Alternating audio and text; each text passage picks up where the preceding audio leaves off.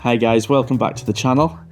Today we're going to be doing another 10-minute Tuesday, which is sort of time drawing, and we're going to be doing the last one for a while. I think we go back to normal business and Wednesdays after this one, so the next video will be next Wednesday as opposed to next Tuesday. This one is a little bit of a play with some water-soluble inks. That's one of my first loves when I got back into art all those years ago after a long break, and I had lots of play with water-soluble inks. They're perfect for doing little quick art pieces.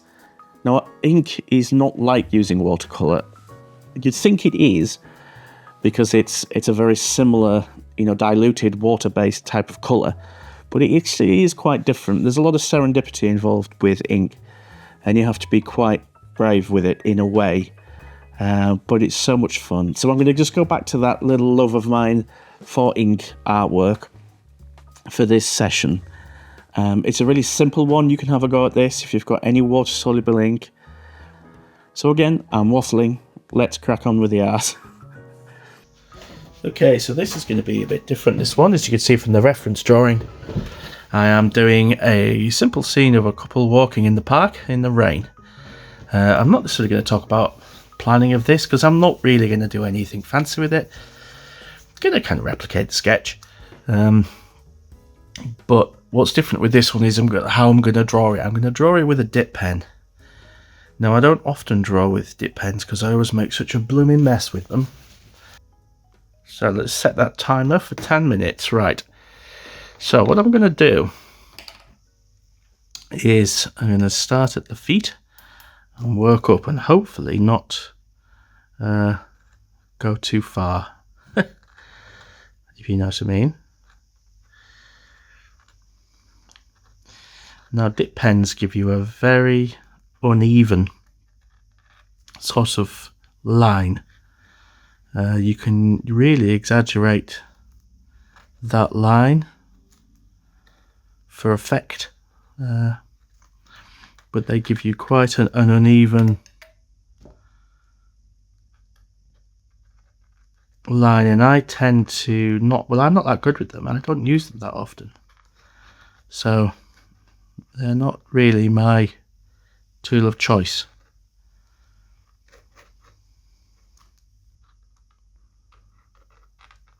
Really concentrate when I use them, because otherwise I dump all the ink down in the first go, if you know what I mean. Now I have to keep going back and filling it up again and again and again. I know some people, once they get used to them, are extremely creative and do all sorts of really cool things, but I just really lack practice, and that's all it is. It's just familiarizing yourself with the tool at hand. So why are you using a dip pen for this? Well, I just thought it would be something a bit different. I mean, these 10-minute Tuesdays are all about doing quick, slightly sort of weirdly sort of experimental pieces. I want people to have a look at these and go, do you know what, I want to crack at that. I think I could do it, maybe. That's the idea anyway. But I think one of the nice things about art that you don't invest too much time in is that you are probably a little bit more likely to take some risks and have a bit more of a play. You are more likely to sort of have a go at stuff. Right, so we have 6 minutes, 4 minutes in, and we've done one of the figures, so that's not bad. So basically it's the same again with this person. I'm going to start at the bottom, work my way up,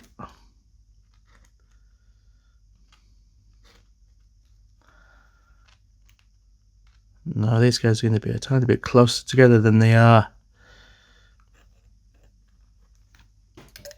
in real life. I want to just try to pull them in a little bit. Maybe they're a bit too close, but we'll see. I'm always really humbled by anyone who masters the art of like penmanship and line work. I think it's a really appreciated skill. Personally, you know, I think I've always been very much drawn to sort of like manga comics and things like that, where you have such economy of line. I'm just going to try and suck that bubble up there. It's really quite annoying. There we go.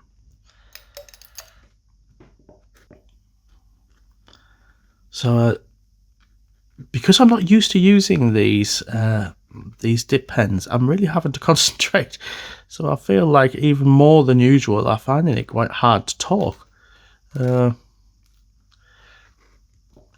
the funny thing with the dip pen is if you push them the wrong way, they will spit back. But I'm still bothered about that, really.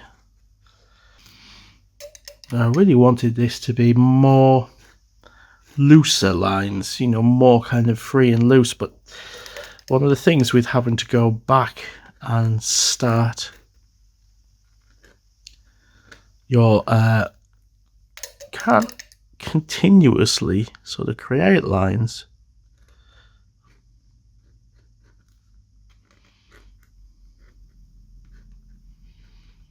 You know, if that's one of the problems with the dip pen is you can only do so many lines and you have to keep going back to here. Whereas if it was a fountain pen with a flex nib, you could keep going and going and going and sort of creating some probably slightly more interesting line work. But it's practice, because if I had that practice, it really wouldn't be so much of an issue. See there, I am just trying to be bolder and trying to add more lines. So that's it really. It's just a case of having the confidence to really go for it and slap it on.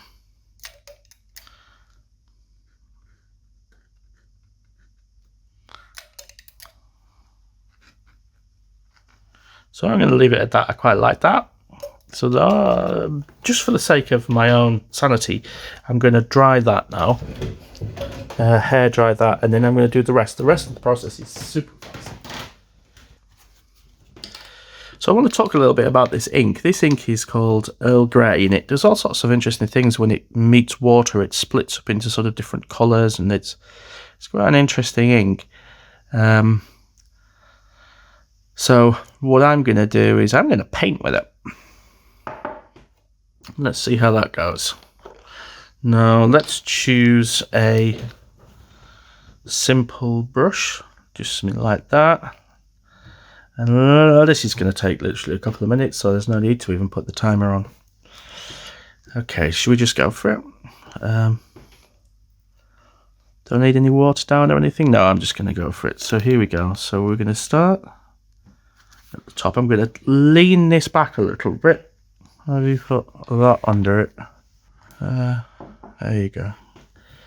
So I'm going to dip this in here, and then we're just going to start at the top and work our way down. Now I'm not being overly fancy or trying to do anything too smart with this. I really just want to create some negative space here between these guys.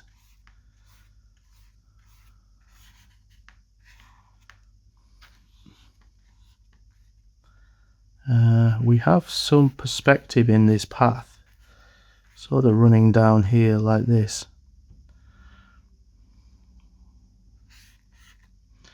I'll draw that in, and then I don't want to leave it for too long because I don't necessarily want to have a hard edge. Add something in the middle there like that.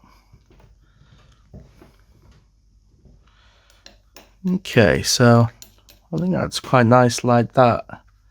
We'd add a little bit more inking at the top, just really try and keep it quite dark.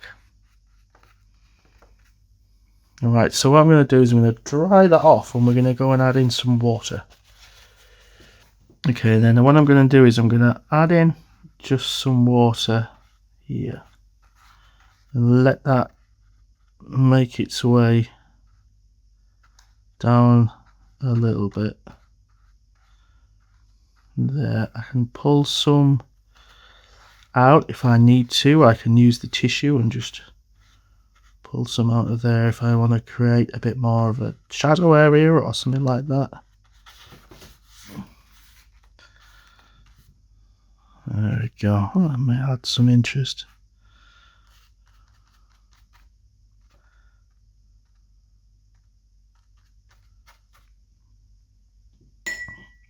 So let me just add in some puddle type things. Oops. Oh God, my light's just gone out. That's a really inopportune moment. Doesn't really matter, I guess, for this. And then what I'm going to do is I'm going to get some clean water, cleanish water, and I'm going to add in some splashes to sort of suggest some rain.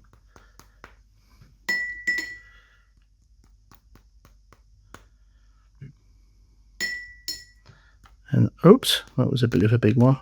Add some in at the bottom too.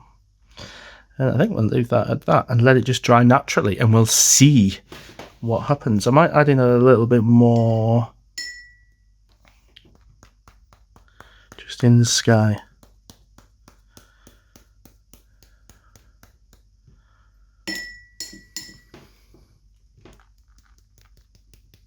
I think it's enough. A bit more of a kill. So yeah, we'll leave that at that and let it dry. I'll be completely honest with you here. This is the second time I've done this.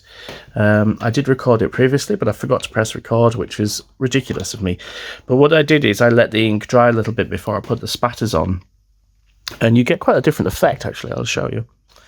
So if you let the ink dry a little bit, when you put the paint on, you get a lot more of this wet detail. And I did a few more details on the ground. But when I did it a second time, I thought I'd simplify it, but you can see both versions. I don't think I actually love some elements of this, and I love some elements of this. But the interesting thing is, you know, it takes 10 minutes, less than that really, so you can just have a play. Now, you can do this with any water-soluble ink. It really doesn't have to be, you know, Earl Grey. It can be absolutely any ink, really, apart from waterproof inks. So normal ink is water soluble. People often go, well, how do I googled water soluble ink and I couldn't find it. Well, it's because you're just looking for ink, you know, Parker pen, fountain pen ink. 90% of it, 99% of it is water soluble, so you can use that. It's only really the 1% of stuff which is, you know, waterproof, like your platinum carbon black or octopus inks and things like that, or noodlers or whatever. But yeah, so you got two versions for the price of one here. There's some interesting splashy bits that I could recreate there, but and you could, you know, use a white gel pen and put some stripes in to suggest rain, or some details in here for, like, you know, puddly bits. But anyway, I don't really want to go overboard with it. It's just a fun little sketch. Woo! I'll throw that on the floor. So there you go, something a little bit different for a 10-minute Tuesday. Yeah. So I hope you like that one. It's a bit different using water-soluble inks. There's lots of places in life where being subtle is important. But when it comes to play and art, I think it's a place where you can be big and bold and daft, and just really enjoy yourself and see how far you can push stuff, you know? Get splashy, get big, put down too much paint, put down too much lines. So what I want you to do now is to turn off this device, whatever device you're looking at here, and go and do some art. You know, be brave, be bold. Most importantly, make mistakes, and just have fun. See you guys. See you next time. Bye-bye.